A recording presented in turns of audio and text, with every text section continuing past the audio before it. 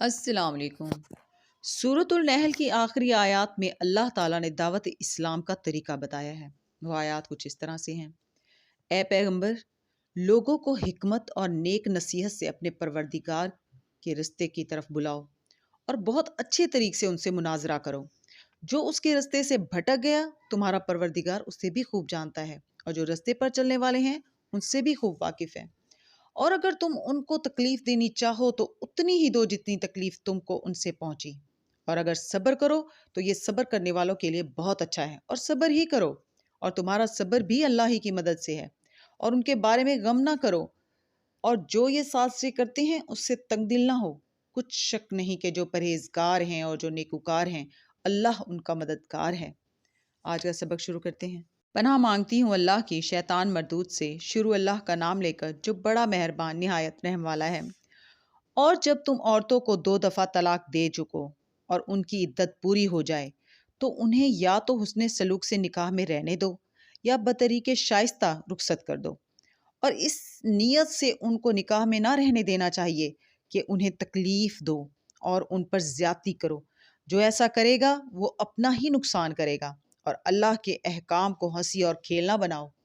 اور اللہ نے تم کو جو نعمتیں بخشی ہیں اور تم پر جو کتاب اور دانائی کی باتیں نازل کی ہیں، جن سے وہ تم کو نصیحت فرماتا ہے، ان کو یاد کرو اور اللہ سے ڈرتے رہو، اور جان رکھو کہ اللہ ہر چیز سے واقف ہے۔ اور جب تم عورتوں کو طلاق دے چکو اور ان کی عدت پوری ہو جائے تو ان کو اپنے شوہروں کے ساتھ جب وہ آپس میں جائز طور پر راضی ہو جائیں نکاح کرنے سے مت روکو۔ اس حکم سے اس شخص کو نصیحت کی جاتی ہے جو تم میں اللہ اور روز آخر پر یقین رکھتا ہے۔ یہ تمہارے لیے نہایت خوب اور بہت پاکیزگی کی بات ہے، اور اللہ جانتا ہے اور تم نہیں جانتے۔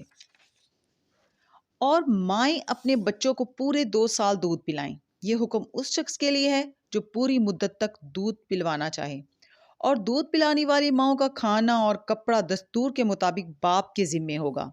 کسی شخص کو اس کی طاقت سے زیادہ تکلیف نہیں دی جاتی۔ تو یاد رکھو کہ نہ تو ماں کو اس کے بچے کے سبب نقصان پہنچایا جائے اور نہ باپ کو اس کی اولاد کی وجہ سے نقصان پہنچایا جائے، اور اسی طرح نان و نفقہ بچے کے وارث کے ذمے ہے۔ اور اگر دونوں یعنی ماں باپ آپس کی رضامندی اور صلاح سے بچے کا دودھ چھڑانا چاہیں تو ان پر کچھ گناہ نہیں، اور اگر تم اپنی اولاد کو دودھ پلوانا چاہو تو تم پر کچھ گناہ نہیں، بشرطے کہ تم دودھ پلانے والیوں کو دستور کے مطابق ان کا حق دو۔ جو تم نے دینا کیا تھا دے دو، اور اللہ سے ڈرتے رہو، اور جان رکھو کہ جو کچھ تم کرتے ہو اللہ اس کو دیکھ رہا ہے۔ اور جو لوگ تم میں سے مر جائیں اور عورتیں چھوڑ جائیں تو وہ عورتیں 4 مہینے اور 10 دن اپنے آپ کو روکے رہیں، اور جب یہ عدت پوری کر چکیں اور اپنے حق میں پسندیدہ کام یعنی نکاح کر لیں تو تم پر کچھ گناہ نہیں، اور اللہ تمہارے سب کاموں سے واقف ہے۔ اگر تم اشارے کنائے میں عورتوں کو نکاح کا پیغام بھیجو یا نکاح کی خواہش کو اپنے دلوں میں مخفی رکھو تو تم پر کچھ گناہ نہیں۔ اللہ کو معلوم ہے کہ تم ان سے نکاح کا ذکر کرو گے، مگر ایام عدت میں اس کے سوا کے دستور کے مطابق کوئی بات کہہ دو، پوشیدہ طور پر ان سے قول و قرار نہ کرنا، اور جب تک عدت پوری نہ ہو لے نکاح کا پختہ ارادہ نہ کرنا۔ اور جان رکھو کہ جو کچھ تمہارے دلوں میں ہے اللہ کو سب معلوم ہے، تو اس سے ڈرتے رہو، اور جان رکھو کہ اللہ بخشنے والا ہے، حلم والا ہے۔